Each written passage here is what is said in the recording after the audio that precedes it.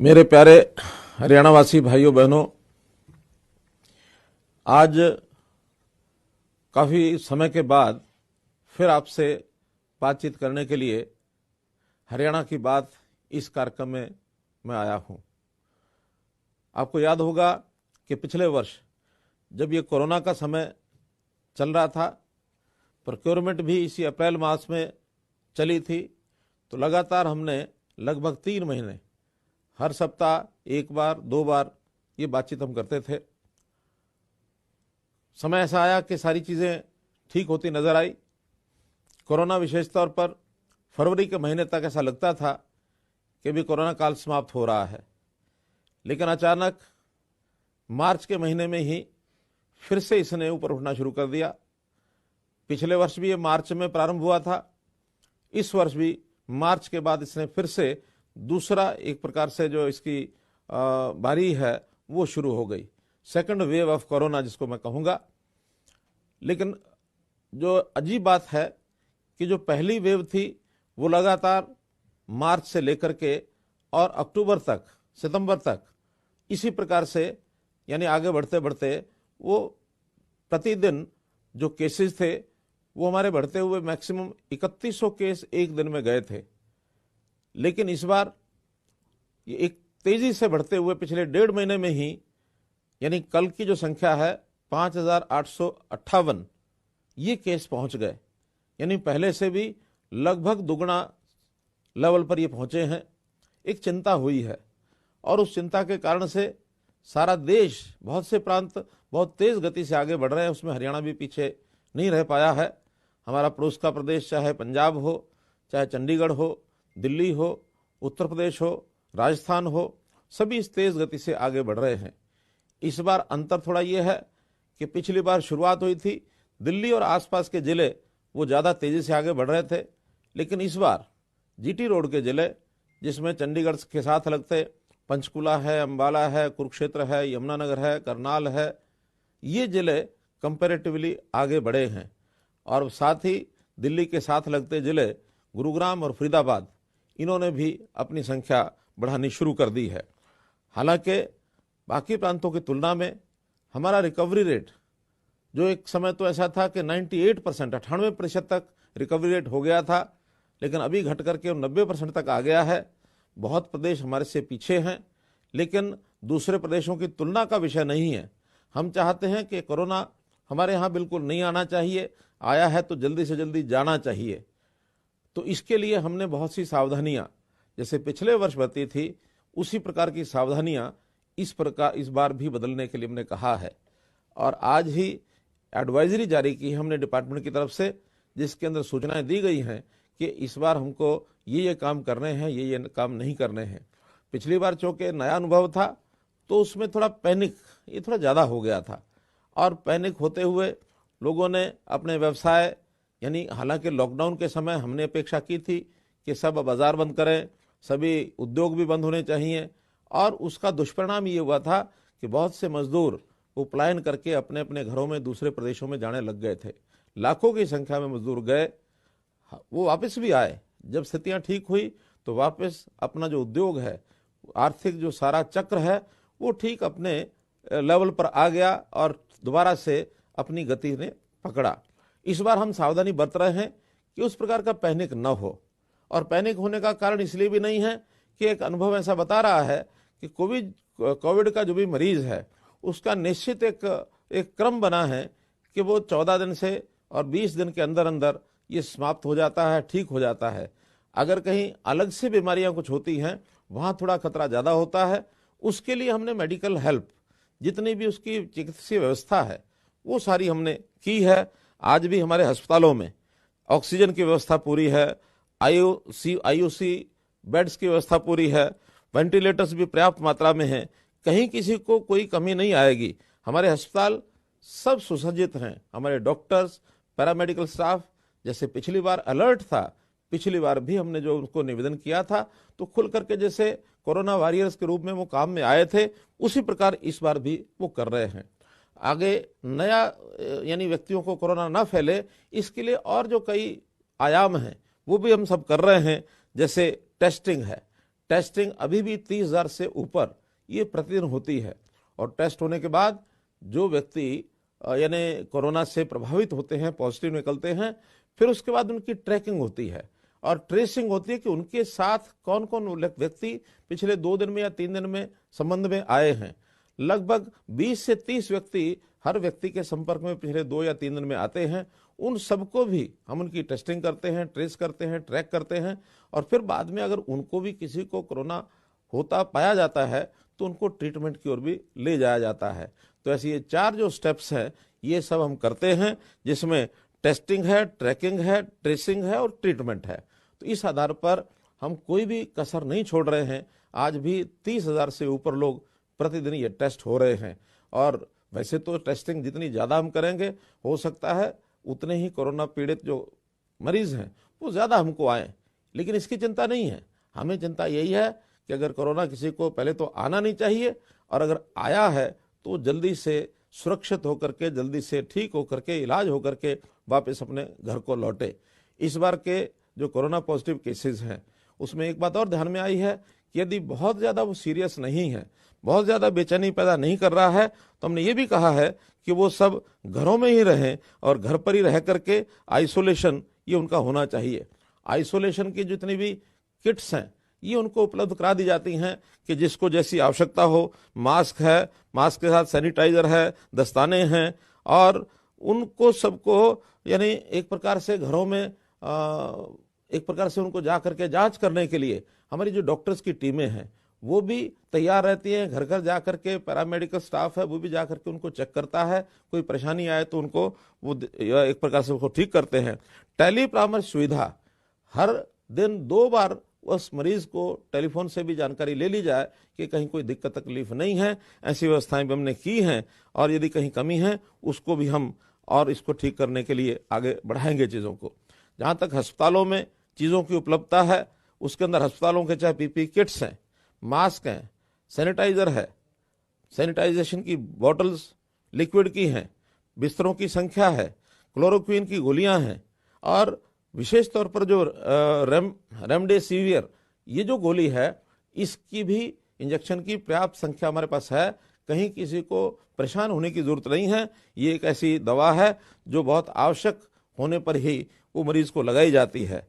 हमने इसके लिए हेल्पलाइन नंबर भी बनाए हैं 3 जिलों का, विशेषकर पंचकुला, गुरुग्राम और फरीदाबाद, जिनका एक अलग से नंबर रखा है। अगर आप चाहें तो आप नोट कर सकते हैं, वैसे समाचार पत्रों में दिया भी है, फिर भी उसको नोट करें।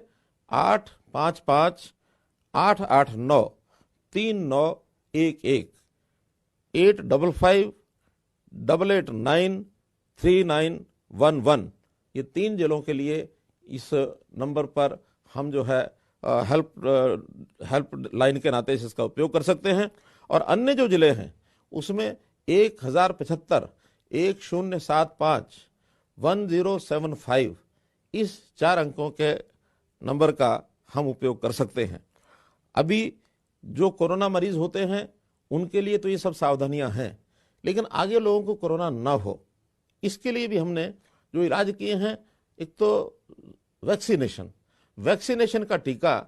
हमारे वैज्ञानिकों को इस बात की बधाई है कि दुनिया के जो अग्रणी देश हैं उसी प्रकार से हमारे वैज्ञानिकों ने ये जो वैक्सीनेशन का टीका इजाद किया है, इसमें हम लोगों ने अपने देश के लोगों को तो टीका लगाना शुरू किया ही है, आसपास के कुछ छोटे देश, क्योंकि हम मानते हैं विश्व का एक बंधुत्व का भाव ये ध्यान में आना चाहिए। आखिर तो ये बीमारी एक वैश्विक महामारी है, कोई केवल एक देश और प्रदेश की नहीं है। तो हमने जहां आवश्यकता थी उनको भी सप्लाई करना शुरू किया, लेकिन अपने भी देश के हर प्रदेश को जितनी आवश्यकता है वो वैक्सीनेशन टीके भेजे जा रहे हैं। अपने प्रदेश में भी किसी प्रकार की कोई कमी नहीं है। कई प्रकार के जो ये टीके हैं वो लगाए जाते हैं।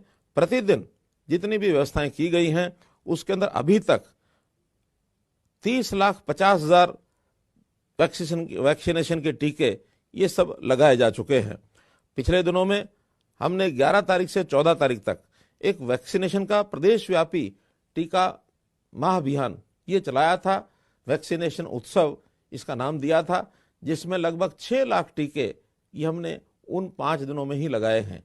अभी 20 अप्रैल से एक बड़ा महाअभियान सभी विभागों के सहयोग से फिर से करने वाले हैं, ताकि 45 वर्ष से ऊपर की आयु के सब लोग ये वैक्सीनेशन का टीका ये अवश्य लगवा लें। ये टीका 2 बार लगता है, एक बार प्रारंभ में और उसके बाद 3 सप्ताह के बाद उस टीकों को फिर से लगाया जाता है, ताकि दूसरे टीके के कुछ दिन तक हम अपने शरीर की एंटीबॉडीज पर्याप्त मात्रा में बन जाने पर अपने आप को सुरक्षित कर सके कि अब जो है किसी भी ऐसे जो खतरे की कोई ऐसी नज़दीक हमारे नहीं आएगा कोरोना, जिसके कारण से हम अपने आप को बचाव ये सुरक्षित कर सके। हो सकता है केंद्र सरकार की ओर से कुछ दिन बाद ये 45 वर्ष आयु जो है इसमें और भी कम की जा सकती है, फिर बाकी नौजवानों को भी उस टीके को लगाने की जो आवश्यकता है वो होगी। साथ ही हमने कुछ विधि निषेध इसकी सूचनाएं भी जारी की हैं।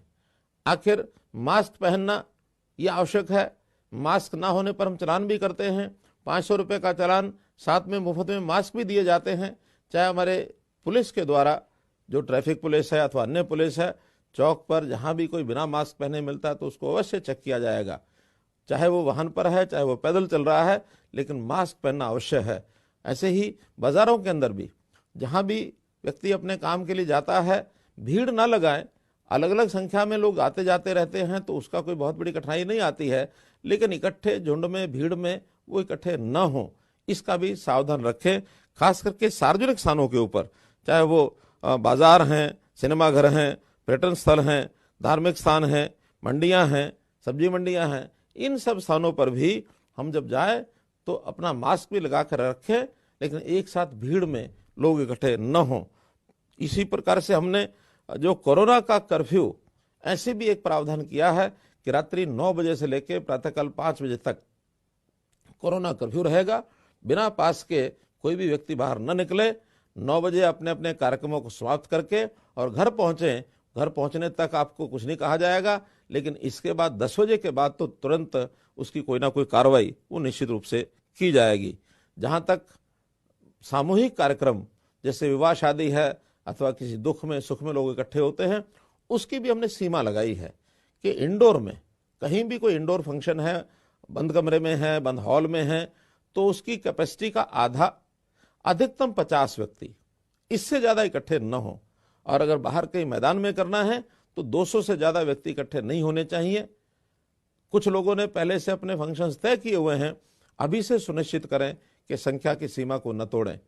अच्छा हो कि ये सारे जितने कार्यक्रम हैं इनको रात्रि की बजाय अगर हम दिन में इनका उपयोग यानी इसको करेंगे कार्यक्रम का आयोजन, तो ज़्यादा लाभ रहेगा। आजकल नवरात्र के दिन चल रहे हैं और नवरात्रों के दिनों में भी जैसे भजन कीर्तन संध्या होती है, इसको हम सायंकाल के समय, दिन के समय करें, ज़्यादा अच्छा होगा। तो इससे भी हम अपने आप को इन सावधानियों को कर पाएंगे और अपने आप को बचा पाएंगे। मित्रों, हमने इसके लिए जितने भी स्कूल हैं, पहली से और 12वीं तक के सभी स्कूलों को 30 अप्रैल तक बंद कर दिया है। और न केवल स्कूल बंद किए हैं, बल्कि अभी जो इसी सप्ताह 10वीं की परीक्षाएं होने वाली थी, उन परीक्षाओं को रद्द कर दिया है। अब वो परीक्षाएं नहीं होंगी, बल्कि उनका मूल्यांकन अलग प्रकार से करके उनको अगली कक्षाओं में कर दिया जाएगा। जहाँ तक 12वीं की परीक्षा है, इनको स्थगित किया गया है। जैसे ही स्थिति ठीक होती है कोरोना की, उसके बाद इसका टाइम टेबल बना करके और निश्चित रूप से इसको यानी परीक्षा को जो है लिया जाएगा। उस समय जैसी व्यवस्था होगी वैसी करेंगे। कोरोना को न आए ये हमारी इच्छा है, आए तो जल्दी से इलाज हो, ये उसका एक हमारे अपने हाथ में है। हम सब स्वयं सावधान होकर अपने आप को बचाएंगे, अपने परिवार को बचाएंगे, अपने आस पड़ोस के लोगों को बचाएंगे। ये बहुत सावधानी रखने की जरूरत है। अब एक विषय जो बहुत ही मुझे एक प्रकार से कष्टदायक स्थिति है, उसको मैं वर्णन कर रहा हूं। पिछले बार भी अप्रैल के महीने में हम देखते हैं कि हमारी जो मंडियां थी उसके अंदर प्रोक्योरमेंट का विषय चल रहा था। वो प्रोक्योरमेंट तो इस प्रकार से वैसे ही चल रही है, उसके बारे में बाद में चर्चा करूंगा। लेकिन जो विशेष बात मुझे जिसका उल्लेख करना है वो है हमारे किसान भाई कहीं कहीं अपनी कुछ बातों को लेकर के आंदोलन कर रहे हैं। ये बात ठीक है कि आंदोलन करना हर किसी का लोकतांत्रिक अधिकार है। कहीं कहीं इस लोकतांत्रिक व्यवस्था को जब तोड़ा जाता है, उस समय प्रशासन को भी कठिनाई होती है, सरकार को भी कठिनाई होती है, वो चीज़ तो बाद में हम देखेंगे। लेकिन अभी तो इतना ही है कि उसके कारण से जो लोग इकट्ठे होते हैं, जब इकट्ठे होते हैं तो निश्चित रूप से कोरोना के फैलाव का भय वहाँ बना रहता है। हमको पता नहीं रहता कि कौन कोरोना पॉजिटिव हो गया होगा, कौन नहीं हुआ होगा। जहाँ जहाँ लोग इकट्ठे होते हैं वहाँ की अब चर्चा हम करें तो बहुत स्थानों पर कई विद्यालयों में विद्यार्थी अथवा सामूहिक रूप से उनके अध्यापक, आज तो एक बस अड्डे के अंदर वहाँ जो ड्राइवर कंडक्टर उनको देखा गया कोरोना उनके टेस्ट हुए तो 15-16 लोग एक साथ कोरोना पॉजिटिव निकले, तो उस बस अड्डे को भी 24 घंटे के लिए बंद किया गया है। तो ऐसा निश्चित ही जहां लोग इकट्ठे बैठते हैं, दिन रात एक साथ रहते हैं, तो कोरोना के होने का एक संभावना बनी रहती है। मैं ये कहता हूं कि आखिर आंदोलन कोई भी एक बात लेकर के हम मानो बैठे हैं, हमारे अधिकार, कोई बात हम कर सकते हैं कि हमारे अधिकार हैं, इसको सुरक्षित करना है, हमारी समस्याएं हैं, इसको हल करना है। विवाद हो सकता है कि वो समस्या हमारी कैसी है, कैसी नहीं है, हल होगा नहीं होगा, ये एक विचारों का अंतर हो सकता है। लेकिन आज विषय है महामारी का। ये महामारी एक संकट है। इस संकट की उपस्थिति में कहीं कोई विवाद नहीं है। ये संकट पूरे देश और दुनिया का है। ये संकट हमारे अंदर भी आ चुका है। हर प्रदेश में, आसपास के प्रदेशों में हजारों की संख्या में लोग प्रभावित हो रहे हैं। तो आखिर हम भी इन सावधानियों को क्यों ना बरतें। जान है तो जहान है। अगर हमारी जान नहीं बची तो फिर ये सब चीजें यहीं के यहीं रह जाएंगी। इसलिए मेरी अपील है ऐसे किसान बंधुओं से कि ये अवसर अब उस प्रकार के आंदोलन करने का नहीं है, इकट्ठे रहने का नहीं है। आपके आंदोलन को दर्ज किया जा रहा है। मैं तो यहां तक कहूंगा कि अगर कोरोना न हो, दोबारा से भी आपको इसी स्थिति में ऐसे ही आकर आंदोलन करना, हमको कोई आपत्ति नहीं है। लोकतांत्रिक व्यवस्था बनाए रखनी चाहिए। लोकतंत्र जैसा हमारा अधिकार है, ऐसे दूसरों का भी लोकतंत्र का अधिकार है। तो हम किसी दूसरे के कष्ट का भी कारण न बने। तो मैं तो यही चाहूंगा कि हम लोग आज इस आंदोलन को यहीं समाप्त करें, अपने अपने स्थानों पर जाएं, अपने परिवार की भी चिंता करें, अपनी भी चिंता करें, अपने समाज की भी चिंता करें। कोरोना हुआ है तो उसका इलाज कराएं। कोरोना आगे फैले नहीं तो उसकी सारी व्यवस्थाएं जो प्रबंध बताए हैं वो सब प्रबंध करें। ये एक बहुत बड़ा एक मानव के प्रति जो उपकार है वो हम सबका होगा। तो हम सब सावधान यदि रहेंगे तो निश्चित रूप से ही ये एक काम जो हमारा दायित्व बनता है, सबका सामूहिक दायित्व, उसको हम जरूर कर पाएंगे।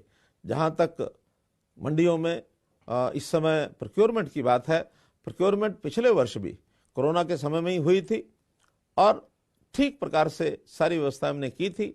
बाजारों में भी हमने मास्क उपलब्ध कराए थे, सैनिटाइजर उपलब्ध कराए थे और सब लोग दूरी बना करके रखें, ऐसे काम सबने किए थे। और मंडियों के परचेज सेंटर ये हमने अलग से बनाए थे, बड़ी संख्या में बनाए थे।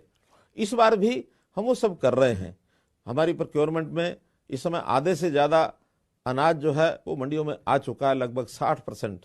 80 लाख मीट्रिक टन ये अनाज आना है। 50 लाख मीट्रिक टन ये अभी तक आज तक आ चुका है, जिसमें से 40 लाख मीट्रिक टन इसकी एक प्रकार से खरीद की जा चुकी है और 25 लाख मीट्रिक टन लगभग उसका उठान भी हो चुका है।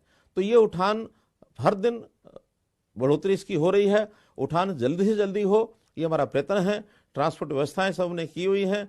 डिप्टी कमिश्नर्स को पूरे अधिकार दिए हुए हैं कि ट्रांसपोर्टर्स को यदि माल उठाने में दिक्कत आती है अलग से व्यवस्थाएं करें, लेकिन मंडियों में अनाज रखा न रह जाए, क्योंकि अनाज जो है वो खुले आकाश के नीचे रखा है। जैसा हम देख रहे हैं आज भी वर्षा का मौसम हरियाणा में बना हुआ है। कहीं अगर वर्षा आती है तो उस अनाज का नुकसान हो सकता है। वो नुकसान चाहे किसान का हो, चाहे सरकार का हो, चाहे किसी एजेंसी को हो, FCI का हो, आखिर तो हमारा सबका नुकसान है। प्रदेश का नुकसान, किसान का नुकसान, जनता का नुकसान, देश का नुकसान, आखिर हमारा सारा सबका नुकसान है। तो ये नुकसान किसी का न हो, इसकी सावधानी बरतने के लिए आज जो अनाज आए हुए हैं उसका जल्दी से उठान हो, ऐसा मैं सभी एजेंसी के ट्रांसपोर्टर्स को कहूँगा, डिप्टी कमिश्नर्स को भी कहूँगा। लेकिन मैं किसानों से भी अपील करूँगा कि एक दिन के लिए, 2 दिन के लिए जहाँ ज़्यादा अनाज आ गया है, ग्लटिंग हो गई है, भीड़ हो गई है, अनाज बाहर निकाला नहीं जा रहा है, वहाँ 2 दिन लाने की स्पीड थोड़ी कम कर लें। 2 दिन के बाद ये सारी मंडियां खाली होने पर, या सारी खाली नहीं होंगी तो कम से कम उतनी जगह बनने पर दोबारा से हम लेकर के आएंगे, तो इसमें हमारा भी लाभ होगा। ये ज़रूर हम करें। और जहाँ तक मंडियों में व्यवस्था की बात है, सब व्यवस्थाएं हमने पूरी की हैं। बारदाने की कहीं कोई कमी नहीं है, गोडाउन्स में जगह की कोई कमी नहीं है।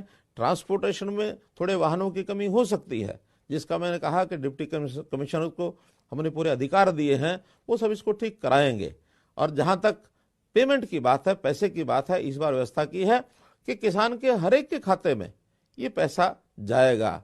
अभी तक मेरी जानकारी के हिसाब से 650 करोड़ रुपया ये किसानों को जा चुका है, क्योंकि अभी 3 दिन से ही पैसा जाना शुरू हुआ है। बाकी जितनी भी अनाज की खरीद है, वो खरीद जैसे ही उठान होता है, उठान के साथ साथ एग्जिट पास कटने के बाद और उनका जो टाइम है पेमेंट का वो शुरू हो जाता है। उसके 72 घंटे के अंदर अंदर उनके खाते में ये पेमेंट जरूर पहुंचेगी, ऐसा हमने सुनिश्चित किया है। तो इस प्रकार से आप सबका इसमें सहयोग चाहिए, किसानों का भी सहयोग चाहिए, मंडी में आड़ती भाइयों का भी सहयोग चाहिए। हमारा जो एडमिनिस्ट्रेशन है वो डट करके अपनी ड्यूटी निभा ही रहा है, कहीं कोई लापरवाही न बरते, ये मेरा आपसे अनुरोध है। मैं फिर से आज उसी विषय पर आऊंगा कि जो कोरोना की महामारी है, इससे हमको बचना है और ये लगातार दूसरे वर्ष का ये क्रम चल पड़ा है। पिछले अनुभवों का लाभ उठाते हुए हम इस बार सारी बीमारी से दूर रहने के लिए जो विधि निषेध बताए हैं उसको लागू करें और कोई पैनिक ना फैलने दें।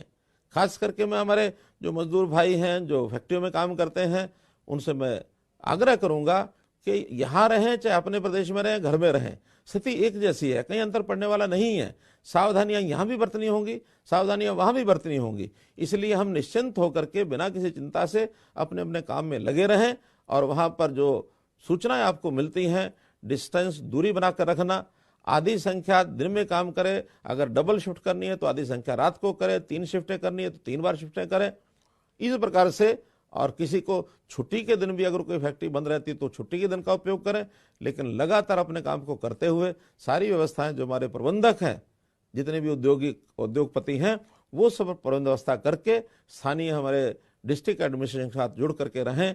कोई भी किसी प्रकार की कठिनाई आएगी तो हरियाणा सरकार आपके साथ खड़ी है, हरियाणा सरकार हर प्रकार सहयोग करेगी, किसी को कोई तकलीफ नहीं आने दी जाएगी। चाहे किसी को राशन की बात है, किसी को आर्थिक तंगी है तो आर्थिक स्थिति की बात आएगी, चाहे उद्योग है, चाहे दुकान है, चाहे मजदूर है, चाहे मालिक है, सब की चिंता की जाएगी। पिछले बार भी हमने जो कुछ किया था, लगभग 1500 करोड़ रुपए की व्यवस्था हमने पिछले वर्ष इसी काम के लिए की थी। इस बार भी अब हमारी लगातार मीटिंग्स चल रही हैं। हमारा जो एक ग्रुप बनाया टास्क फोर्स स्टेट लेवल पर, डिस्ट्रिक्ट लेवल पर भी हमने टास्क फोर्स बनाए हैं। वो सब टास्क फोर्स प्रतिदिन मिलते हैं, प्रतिदिन हर बात की बारीकी से जानकारी लेते हैं। और इसके बाद कैबिनेट की जो मीटिंग है हमारी, अगले 22 तारीख को हम कैबिनेट की मीटिंग भी कर रहे हैं। कुछ निर्णय और इसके अतिरिक्त लेने होंगे, उसमें लेंगे, लेकिन बिना किसी झिझक के आप सब लोग अपना मन एक बड़ा बनाकर